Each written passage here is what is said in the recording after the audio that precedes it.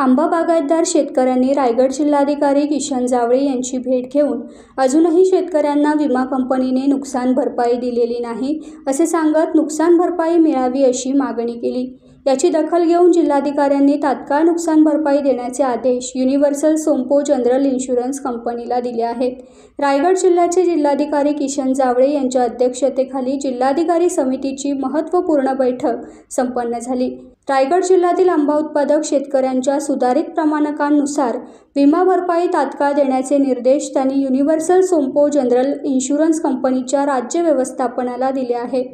सदर फळपीक विमा योजना राबवताना स्कायमेट प्रमाणकांचा वापर कंपनीने वेळोवेळी करावा। जर अचूक प्रमाणकांवर नुकसान भरपाई दिली गेली नाही तर इथून पुढे संबंधितांवर गुन्हे दाखल करण्यात येतील अशी सक्त ताकीद त्यांनी यावेळी दिली।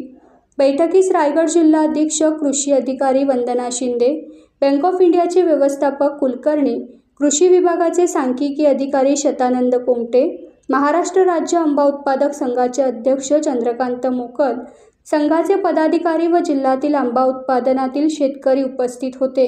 बैठकीत बोलताना चंद्रकांत मोकल यांनी मागील वर्षाचा आंबा हंगाम संपून 6 महिन्यांचा कालावधी लोटला असून देखील विमा कंपनीकडून रायगड जिल्ह्यातील शेतकऱ्यांना अजूनपर्यंत नुकसान भरपाई मिळालेली नाही।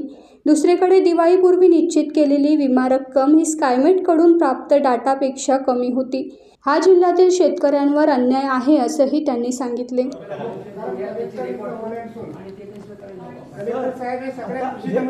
रिपोर्ट आहे, पावसाचा रिपोर्ट कुठे आहे? कारण त्या दिवशी चर्चेमध्ये यांनी सांगितलं सर्कलमध्ये 50% जिल्ह्यामध्ये पावसाचा कुठेच नाही। आपण सगळ्या ठिकाणी आता बघा फ्लावरिंग मला काल एका आंब्याला फुलं दिसली सुरू झाले।